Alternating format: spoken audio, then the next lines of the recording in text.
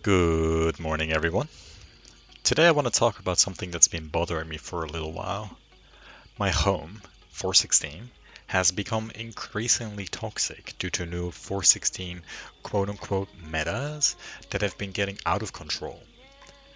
This meta is basically just exaggerated greeting, and I would say almost griefing, by being on thralls or not having a dragon warhammer, not bringing blowpipe, and so forth. This behavior leads to more of this behavior, and raid quality really is spiraling.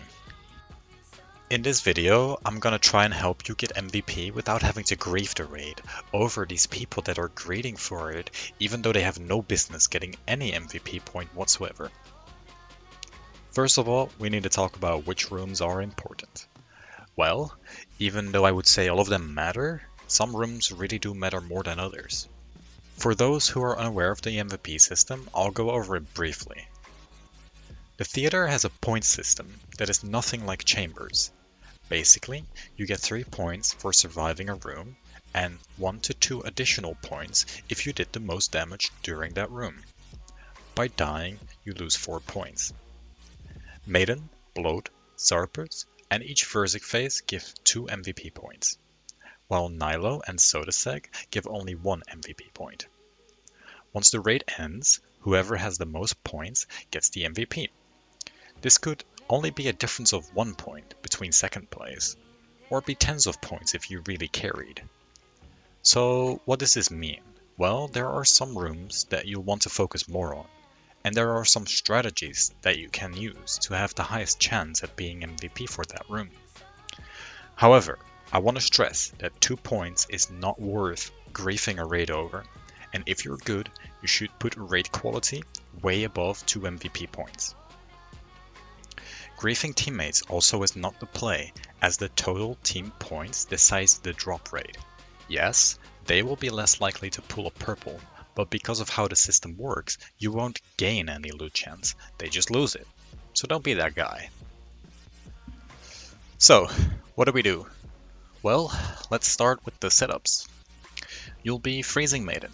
Yes, I know, Maiden is 2 MVP points, and if you're freezing, you won't get MVP over some melee DPS Scyther. I know. But trust me, this room is not worth leaving in the hands of a 4-way Void Trident with a 70% freeze rate. In fact, it's not even worth trusting the South Mage if there is one. You are going to freeze North all, and when I say all, I mean it. 1, 2, 3, and 4. This is why we bring Ancestral and a Kodai. If you're not comfortable with a Kodai, you can simply bring more supplies or an Avos, which I'll get to soon. For Bloat, we have a Salve. For Nylo, we have a Swiftblade, because I think it's important that you're able to do multiple roles.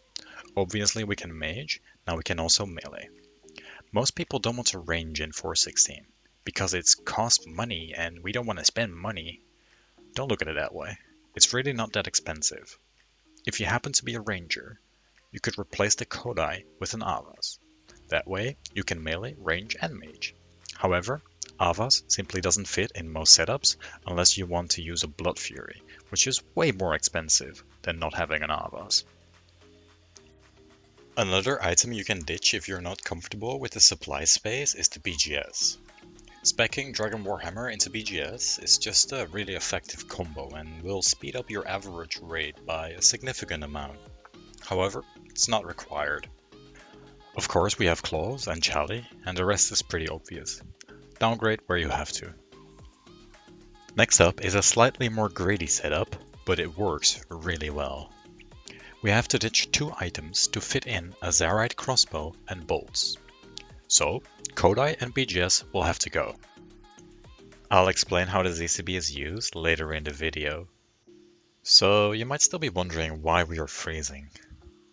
The reason is because if nobody else freezes, you still only leak 2 crabs. You're just gonna have to get a little bit of an ego and enter the raid calling North Freeze. You will do this every raid, no questions asked. If someone else wants to too, let them do whatever. Unless you trust them with North, just freeze it. Now in order to be that freeze carry, you have to be good at it. Make sure to pre-switch, hover over the N1 spawn and be ready to freeze. Do not auto-cast as it delays your attack. And do not be late, because that's going to get very messy. Freezing North 1, 2, 3, 4 fits perfectly. Tick perfectly.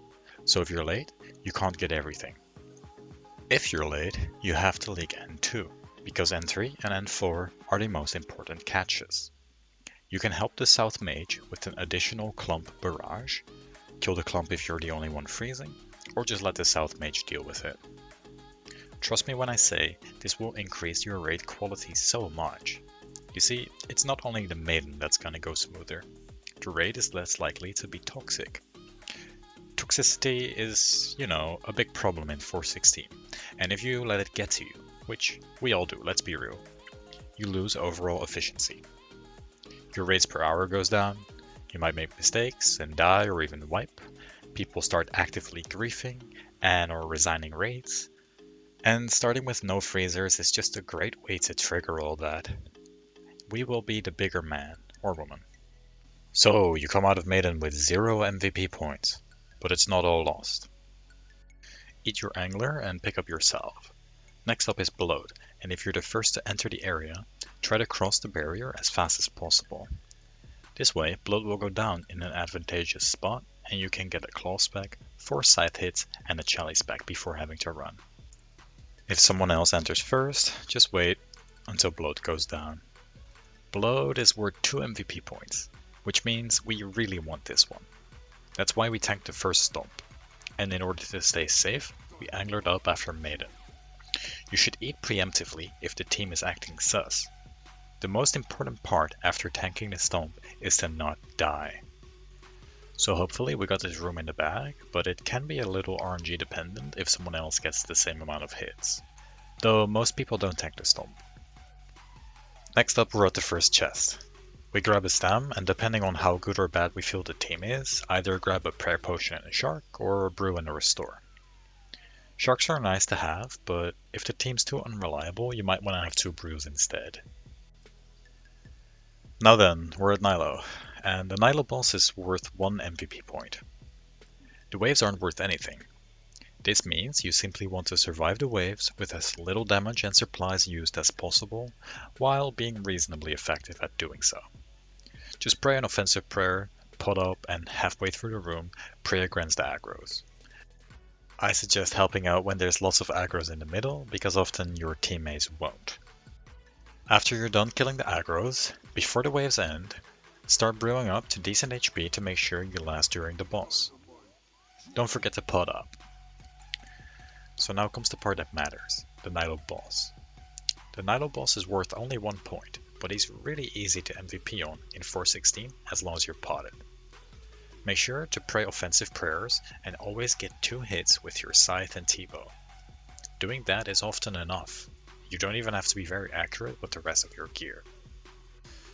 Now, I'm gonna assume not everybody is a switching god, and neither am I really, but there is a cool trick that you can use to be way better at this boss. You see, if you switch into a different style as soon as your second hit goes off, you have a 50% chance at guessing the right style. By the time the boss switches, you're done switching, and you can see if you guessed right. If you were, great. If you weren't, well, now you already know which style to switch to, because it has to be the last remaining style. This all might sound obvious, but it takes away a tiny bit of brain power and lets you be just slightly faster when you guess wrong, and a lot faster when you guess right. Now that's a win-win. So we have finally arrived at the clickbait part of the video. Use this cool trick to instantly beat the Nylo boss. 4.16ers hate him for it.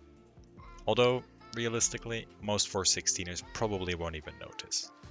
Anyway, if you pick the ZCB inventory, this room's MVP is completely free. The specking order changes a little because you want to start regenning spec ASAP.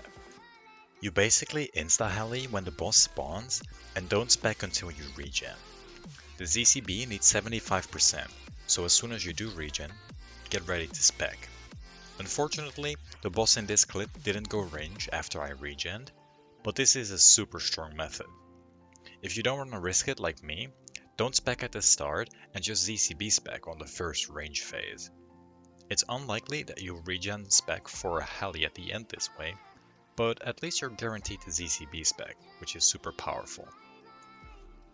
The next boss is Sot. Sot is only worth 1 MVP point, and it is very hard to do well on this boss. The only thing you can really do is make sure you don't have to brew down.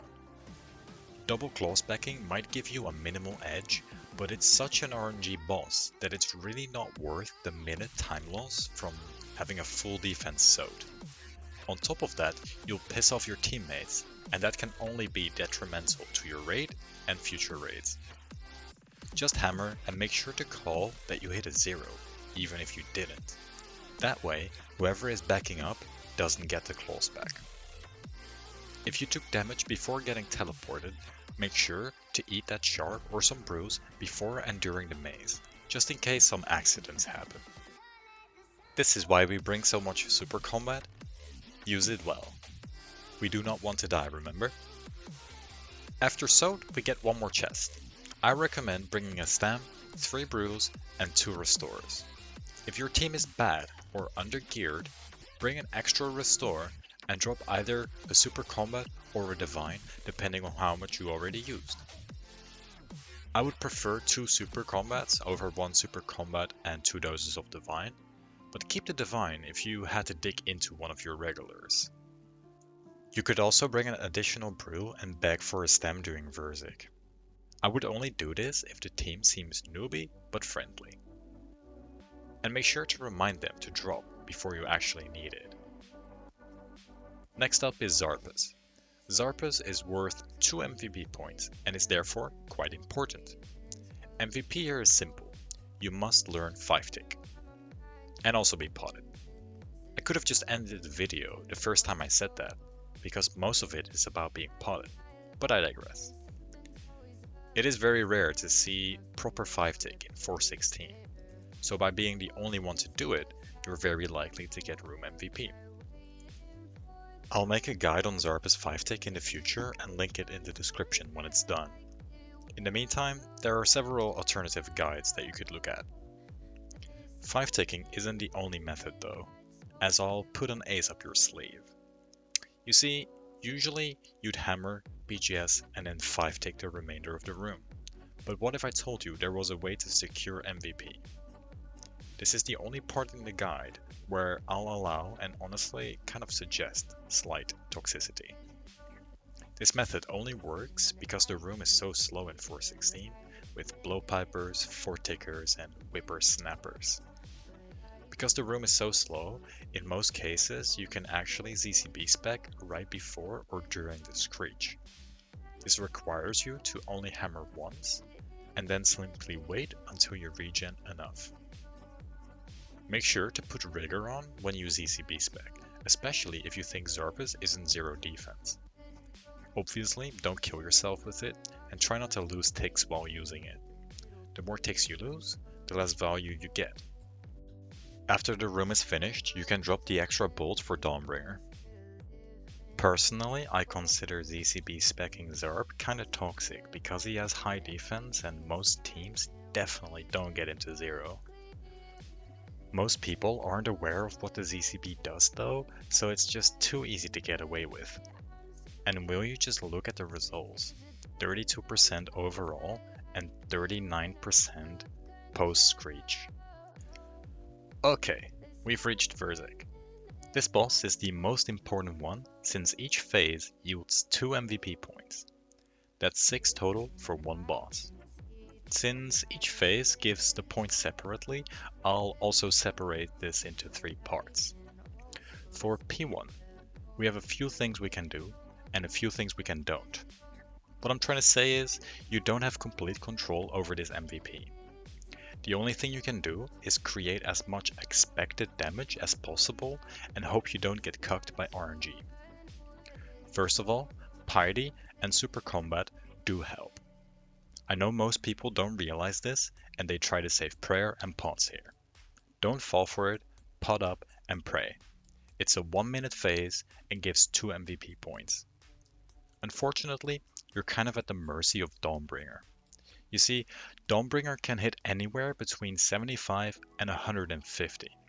This means if you low roll, you're never going to recover. However, if you use Piety and Super Combat, when things are close, these factors might push you over the edge. There's one last thing you need to do in P1. Don't be the fourth player. The fourth player gets the spec last, and oftentimes, Verzik dies on the second to last spec, or you're specking on like 3% HP. Let me stress that I am not telling you to grab the staff before your turn. I'm just saying to avoid being the fourth player, so you avoid having to lose P1 MVP by default, and, in a way, avoid having to be toxic during P1. Next up is P2, and if you took any damage during P1, brew all the way up before P2 starts. This way, you have an HP buffer for stuff to happen during P2, so you don't have to brew down mid P2 and also avoid the risk of death. Remember, brewing down is bad. You want to be hitting the boss at 118 while your teammates are brewing down to free-to-play stats. This is why we pray range. Remember, it's 416, laggy as hell, and on top of that, nobody thinks it's cool to have your prayers off in 2022. Pray range. Stay alive, whatever it takes, and if you can help it, avoid damage for the sole purpose of staying potted. It's okay to lose a few ticks dodging the kamikaze crabs if it means you don't have to triple brew to hold on to dear life. When reds spawn, this is a great opportunity to brew back up. You can hit the crab, brew twice, hit the crab, super restore and super combat, and now you've hit the crab twice, brewed up, and are just in time to hit Verzik with full health and max stats. Repeat if you must. In terms of specking, I wouldn't recommend the Heli because it's so inaccurate on Verzik. Claws, however, are great for both P2 Reds and P3 Tornadoes. If you manage to avoid brewing down, you can play like an actual human being and kill the purple if it targets you, and hit the red crabs without having to greed. Trust me, you're gonna feel much better about your raids. So let's get into P3 then.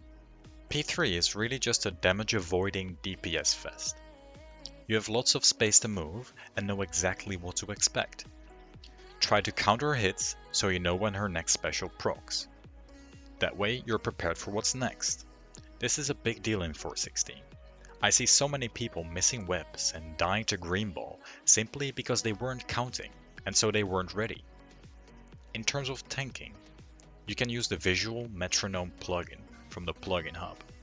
I won't go into detail, but I'm planning a plugin video when it appears most of the old plugins have been established, so stay tuned for that. If you're not tanking, this does not mean you get to AFK. Especially when the tank is kinda iffy, I strongly recommend flinching as much as you can, just to be safe. Remember, we don't want to brew down, and most importantly, we don't want to die, so don't leave your fate in the hands of some rando and take control of the room. Finally, I want to talk about our super combat situation. As you can see, I have loads left at Verzik. There is a good reason to bring this much. Since Verzik is such a damage heavy room, you're going to have to brew. In order not to brew down, however, we can brew super combat between scythe swings. This is not viable throughout the whole raid, but the more super combat you save, the more you can utilize in this way. The most important room is Verzik, and that's why you want to save most of your super combats for this room. If you do this, I guarantee you'll get most of the P2 and P3 Verzik MVPs, because everybody else is brewing themselves down to free to play. Well, that's all I got for you today. You've probably been wondering what my gear is about in the video. I did 3 raids in my gear setups, but replaced the Torva with a bunny suit to prove my method works, even against melee DPS Torva Scythers. And please don't think I'm trying to brag. My only goal was to show that it really is that simple. It's all about staying potted and getting your hits in, and the gear, other than some essentials, really comes second. Of course I wouldn't stand a chance in this gear against some of my friends, but that's the whole point. This is 416, and I hope this video helps to elevate you above the average. If you become a moral MVP hunter through these steps, you'll soon find yourselves welcome on more efficient teams, and perhaps you'll get interested in the more teamwork-based max efficiency type money raids that I personally way prefer over 416. Or maybe you'll stick to getting easy MVPs and a better chance at a free-for-all purple. Either way, I hope you enjoyed the video. If you did, like and subscribe, and I'll see you next time. Thanks for watching.